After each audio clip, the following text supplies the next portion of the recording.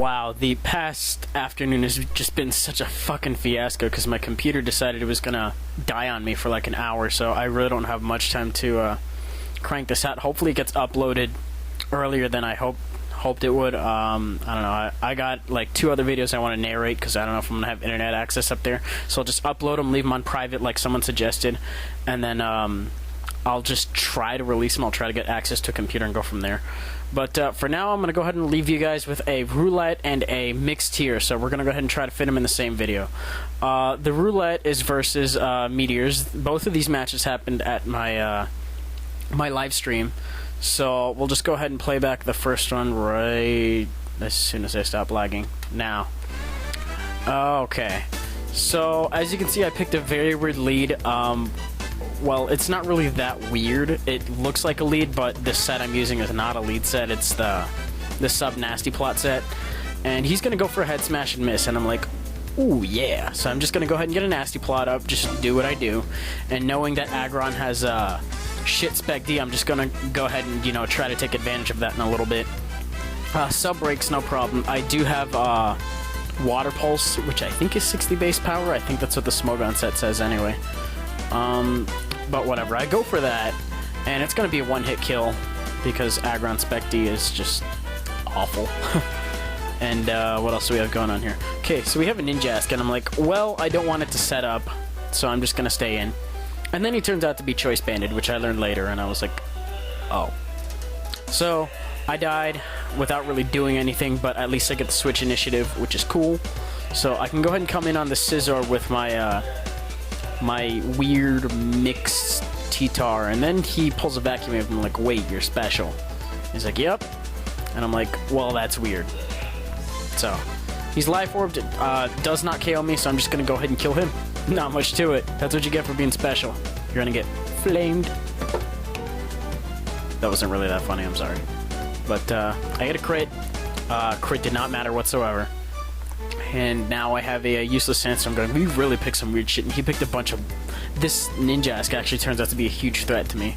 Anyway, I know he's going to go for the U-turn, because why else would he bring it in? He wouldn't want to overpredict this early in the game. So I go into my Nidoking to take it, and I really don't take it as well as I thought I would. It does like a third. And I'm like, well, shit. And then he goes into a Starmie, which is going to threaten me as well. So now I have to switch out, and I lost whatever initiative I had. So I go into my own Starmie that got picked. I don't know what his is yet. I'm not sure what he told me. I think he told me Scarf or some shit like that. I was like, oh, well, it all depends on whether or not I win the speed tie, and then he wins it, or he was Scarfed, I really don't remember. Point is, I lost my Starmie. And I'm thinking he's choice somehow, either Specs or Scarf. And I'm just gonna go ahead and go for the fake out. And yeah. Sorry, it's been a while, and that computer thing really scared the shit out of me, so I'm just trying to collect myself here. Anyways, go for the fake out, does a really decent amount of damage, and then he beats me in another quote-unquote speed tie. I still haven't... I don't know, I totally forgot because this match is kind of old. But I'm just going to go for a U-turn. I know that gives him the Switch Initiative, but I don't think I have Pursuit on this. I have Low Kick, and that wouldn't have gotten the job done. So now he does get Switch Initiative, which sucks. I basically just gave it to him. And now he's going to go to the Ninjask, which I know will kill me with the U-turn, but he goes for Night Slash instead. And I'm like, you overpredicted. And I got him. Because I'm actually going to live that, surprisingly.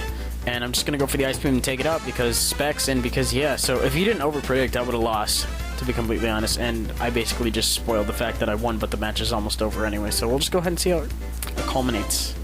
You know, I really gotta watch the spoilers mid-match.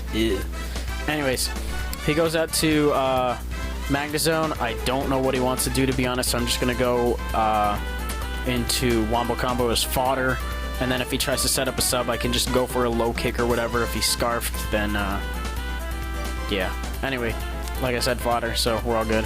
And I go into my Nidoking, and I'm just gonna judge whether or not he's Scarfed, because if he's Scarfed, he probably would have switched. Or... I don't know. I guess he just left it in his fodder or something like that, because an Earthquake is just so much overkill. I just don't get why it looks like a UFO and it has Magnet Pull.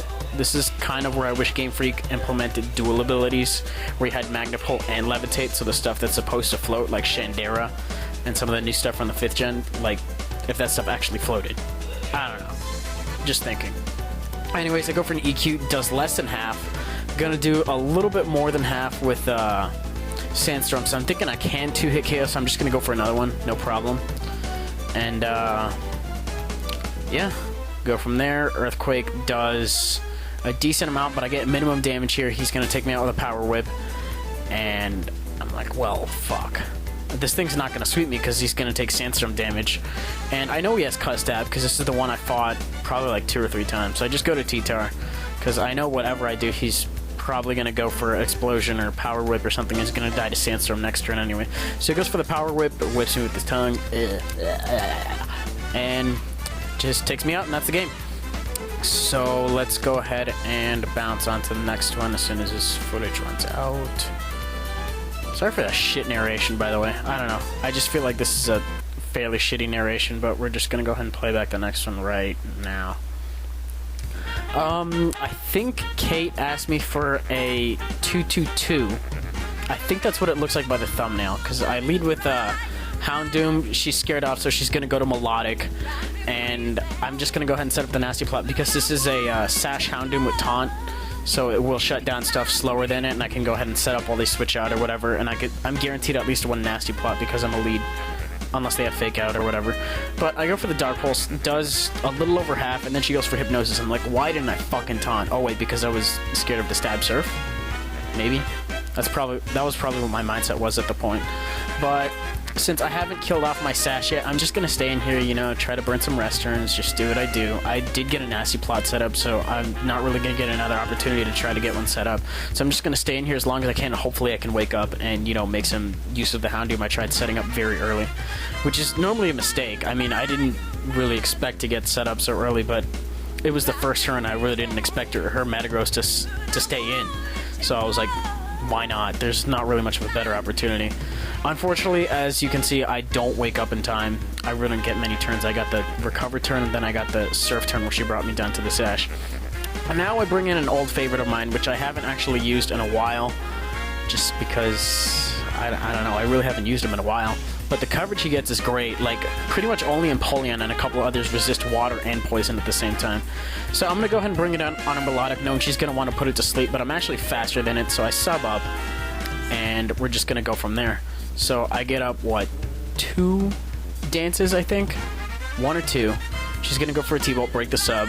Not really too concerned since I've gotten 1 or 2 at this point, and Regice's Spec D is higher than its defense anyway. So just going to go for the Waterfall, you know how it goes. And hopefully that'll take it out. I really don't remember, to be honest. It does not, but because Tentacruel and because high Spec D, I'm actually going to be able to, you know, take that. Okay, so not that big a deal. Sorry, kind of distracted right now. Okay, so I just go for the Poison Jab, I guess predicting some kind of switch to resist water. And she could have done that, I think, next turn anyways. But anyways, that should be more than enough to take it out.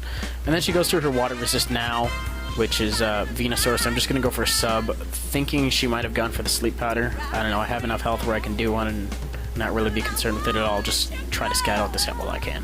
So, sub fades, lefties, you know how it goes. And then I'm just going to go for the Poison Jab because Waterfall is really not going to do that much. Poison Jab is actually neutral on her and stab from me, so why not? Almost takes it out, which is great. And then she's going to go for the Energy Ball, but because I have a high Spec D, I actually do live that with 8, and I don't have any investment in it whatsoever. This is just, I think I made it Jolly with SD, and then just like 252 attack speed. So, sorry once again for the shit narration. It's been a while since I've seen these matches, so I'm trying to get caught up here. Anyway, she goes for the Bullet Punch here, and because I don't really, despite the fact that resisting, I don't really have that high of a base defense, so I'm not going to be able to take it. Not really too concerned since it did tear through a large portion of her team since she kind of came unexpected from it. Now here, bring in my CB Garchibi, and we're just going to go ahead and take it out with an Earthquake, because it's not faster. I mean, she could have gone for the Bullet Punch, or she could have switched. I don't know what she was expecting, but I'm actually faster than it, so not that big a deal. Anyway, I'm gonna go ahead and switch out to Raikou just because I know I can take the move better. Regardless, she predicts my switch kind of and goes for the stab move over the Ice Beam. So a little bit of a good play there, but I'm just gonna go ahead and start setting up right here. Not really much you can do about it, since as soon as I get 1 or 2 under my belt, it's gonna be game. Set up the sub. I don't know why I went for the sub first. Oh wait, right, because of Hypnosis. There we go. So I set up the sub, dodge it, go ahead and get a Calm Mind up, and I think I actually go for another one after this, predicting her not to use it, like, you know, go on the offensive again as opposed to that, and I actually call it right, so... No, wait, what am I talking about? I just set up another sub anyway. I'm just completely retarded right now. But I'm probably going to get like 2 or 3. She's going to recover, expecting me to actually go for a move. It's not going to happen. I'm going to keep setting up as much as I can since I'm behind a sub, and Velocic is not going to be able to touch me since we have Hypnosis, Surf, Ice Beam, and Recover, which is a good set in itself, I'm not going to lie. But it's not going to be enough here since, you know, I tore through the vast majority of her team with SD Cruel, and we'll just go from there.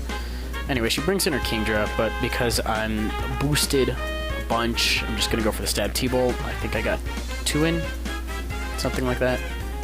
I don't remember. Okay, well, I get the para, and she goes for the Waterfall. I think that should be plenty to break my sub, but at this point it really doesn't matter because I can just set up another one. Any hopes she really had for, you know, outspeeding me are kind of boned right now.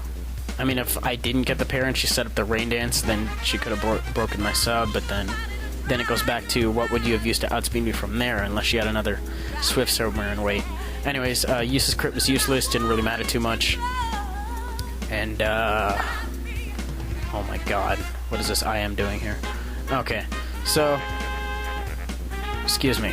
Entei comes in, goes for the Extreme Speed, which I think will do a half the amount of damage, but won't take me out because it's unboosted.